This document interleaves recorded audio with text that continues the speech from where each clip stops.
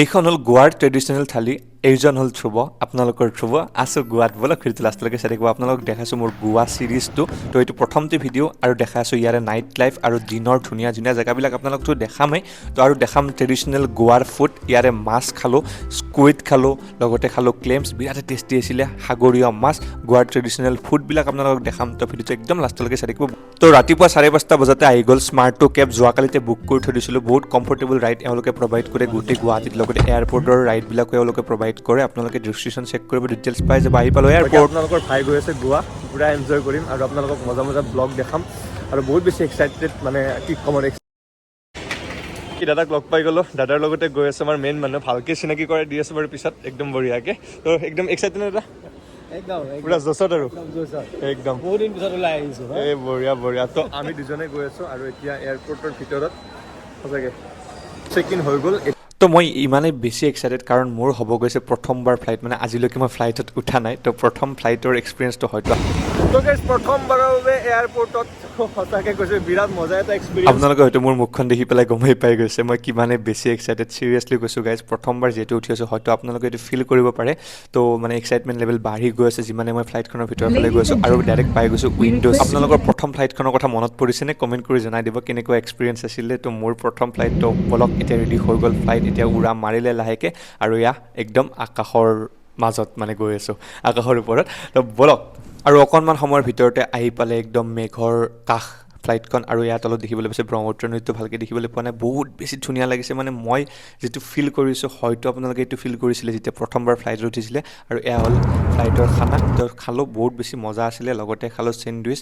আৰু এইবাৰ মই যিটো শ্বট দেখাম, এই শ্বটটো চাওক না, কেনেকুৱা লাগিছে ন, মানে পূৰা মহাকাশত যেন আছোঁ। আৰু বাকী বাথৰুমটো চোৱাটো ইম্পৰ্টেণ্ট, এনেই আহিলোঁ চাবলৈ কেনেকুৱা হয়। তো বাকী আহি পাই গ'লোঁ বেংগলোৰ। তো বেংগলোৰ পাই গ'লোঁ, আৰু বেংগলোৰ এয়াৰপৰ্টটো দেখা পাই মানে কিবা এটা ভাল লাগি গ'ল, ইমানেই বেছি ডাঙৰ। আৰু এতিয়া ডাইৰেক্ট গোৱা যাম। তো যিসকলৰ প্ৰথম ফ্লাইট থাকে তেওঁলোকে এই বস্তুটো ৰিলেট কৰিব পাৰে, মানে মোৰ আজি প্ৰথম আছিলে, যিটো মানে এনেকৈ উঠে ন, তেতিয়া মানে অলপমান হেৰি লাগি তো যায়। সঁচাকৈ বহুত মজা এক্সপিৰিয়েঞ্চ আছিলে। বেংগলোৰ এয়াৰপৰ্টটো দেখা পাইতো বিৰাটেই বেছি ভাল লাগিল। ইমান ডাঙৰ এয়াৰপৰ্টত কফি আৰু KFCৰ বাৰ্গাৰ লৈ লৈছোঁ। দামৰ কথাটো ক'বই নালাগে, সকলোৱে গমেই পায়। তো ট্ৰাই কৰি চালোঁ, আৰু এইবাৰ নেক্সট ফ্লাইটখন আছে, আৰু এইবাৰো পাই গৈছোঁ উইণ্ডো ছিট, আৰু এইবাৰ ডাইৰেক্ট গোৱা। মাত্ৰ 45 মিনিটছমানত আমি গোৱা পাই যাম, আৰু এয়া পাই গ'লোঁ আমি গোৱা। তো গোৱাৰ এতিয়া এয়াৰপৰ্টৰ বাহিৰত, আৰু এইবিলাক দেখিবলৈ পাইছোঁ ইয়াৰ লোকেল টেক্সি, আমি টেক্সি এখন বুক কৰিছোঁ। তো প্ৰথমতে হোটেললৈকে আৰু আমাৰ হোটেলখন একদম বাগা বিচৰ একদম ওচৰতে। তো 1 ঘণ্টামান লাগে এইটো এয়াৰপৰ্টৰ পৰা, আৰু ধুনীয়া ধুনীয়া নাজাৰা চাই পেলাই আমি পাই গ'লোঁ আমাৰ hotel. Finally after a long time, মানে বহুত সময় পিছত আহি পালোঁ এষ্ট্ৰেলো ডে মাৰ। ফাইনেলি ৰুম পাই গ'লোঁ, আৰু এতিয়া বহুত ভাল লাগিছে। তো প্ৰথমতে ইয়াতে আছে এটা চুইমিং পুল, প্ৰথমতে তাতে ডুবকিটো লগাই লওঁ। তো গেছ ৰুমত বেগ পাতি থৈ পেলাই ডাইৰেক্ট ওলাই আহিছোঁ। প্ৰথমতে কৰিব লাগে চুইমিং, তেতিয়া মানে ফ্ৰেছো লাগিব, আৰু ধুনীয়া পৰিৱেশ ইয়াৰে, মানে ৰুমকেইটাত যেনেকুৱা তাতকৈ বাহিৰটো বেছি ধুনীয়া ইয়াৰে। আৰু চুইমিং পুলটো যিহেতু ইমানে ধুনীয়া, তো প্ৰথমতে চুইমিং পুলতে নামিম বুলি ভাবিলোঁ, যিহেতু চুইমিং ৰিচেণ্টলি শিকিছোঁ। ফাইনেলি ধুনীয়াকৈ গা পা ধুই এয়া ৰেডি হৈ গ'লোঁ। আউটফিটটো কেনেকুৱা লাগিছে কমেণ্ট কৰি জনাই দিব। একদম গোৱা টাইপ, মানে একদম অলপ মানে ট্ৰাই কৰিছোঁ যাতে অলপ ভাইবটো মেটচ কৰিব পাৰোঁ। তো গাইছ বিচ অকণমান আগত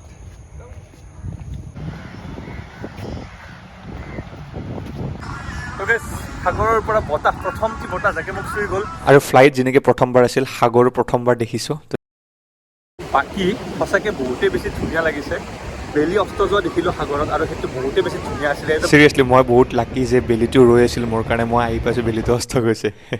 আৰু এয়া হ'ল গধূলিৰ পৰিৱেশ বাগা বিচৰ, যিহেতু মই জনাইছোঁ আপোনালোকক মোৰ ওচৰতে হোটেলখন, আৰু যিহেতু দিনটো ভাত খোৱা নাই, তো ফ্ৰাইড ৰাইচ লৈ লৈছোঁ একদম বিচত বহি বহি। দামৰ কথাটো ক'বই নালাগে, পূৰা হেভি দাম, তথাপিও ভাতকেইটা পেটত পৰে, ভাল লাগিছে। ফাইনেলি আমি ওলাই আহিছোঁ। এতিয়া মেইন গোৱাৰ যিটো ফিল ল'ব সেইটো হ'ল এইখন স্কুটি লৈ লৈছোঁ ভাড়াত, আৰু দাদা আৰু মই বহি গৈছোঁ একদম মজাকৈ। এতিয়া ঘূৰি আছোঁ ৰাতি।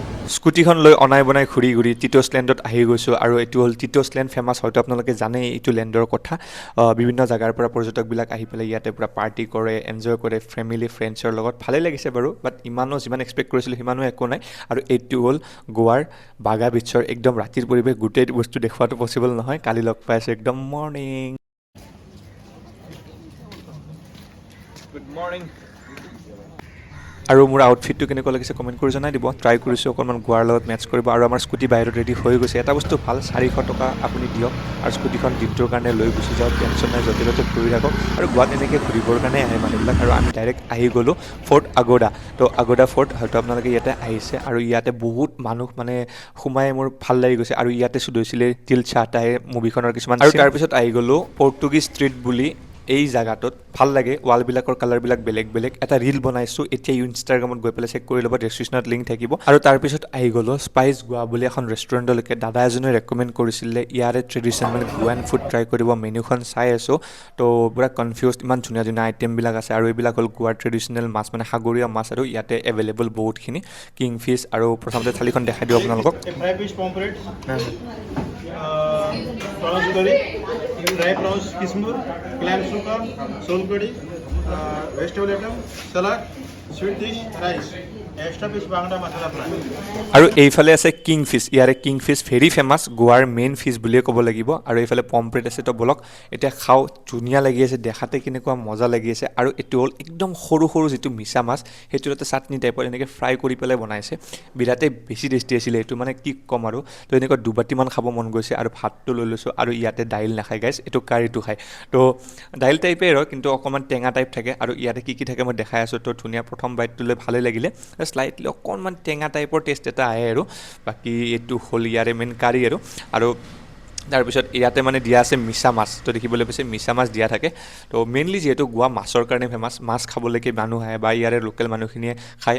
আৰু এইটো হ'ল ক্লেমছ, এইটো খাই বিৰাটেই বেছি ভাল লাগিলে। তো ধুনীয়াকৈ বনাই দিছে, দেখিবলৈ পাইছে। মাজৰ এই অংশটো খাব লাগে, একদম ধুনীয়াকৈ মুখত লগাই এনেকৈ চুই দিয়ক আৰু।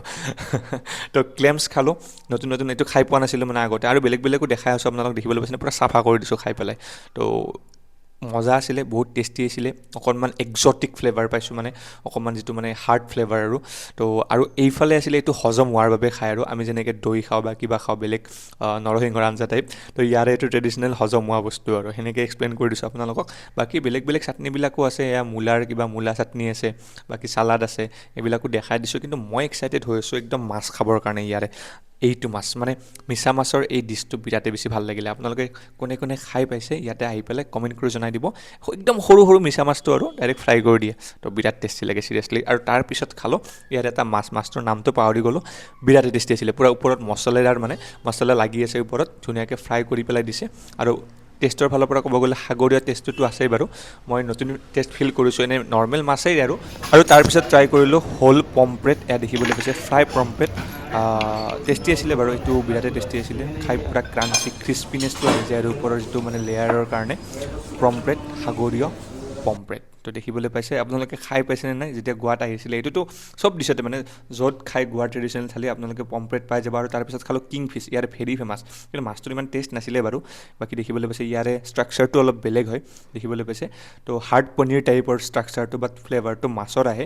বাট ইমান মানে ফ্লেভাৰটো মই যদি ক'ব যাওঁ, একদম মাছৰ টাইপো নালাগে, অলপ বেলেগ ধৰণৰ ডিছ আৰু। মানে দেখিবলৈ পাইছে অলপ ৰাবাৰ টাইপৰ। তো খাই বিৰাটেই বেছি ভাল লাগিলে, নতুন এক্সপিৰিয়েঞ্চ হ'ল আৰু সেইটো ভাল লাগিলে। বাকী আগতে খাই পোৱা নাছিলোঁ যিহেতু। বাকী মই কি ক'ম আৰু, বিৰাট টেষ্টি আছিলে খানাখিনি। মেইনলি পম্পলেটটো খাই বিৰাট ভাল লাগিলে, বা মিছা মাছটো খাই বিৰাট ভাল লাগিলে।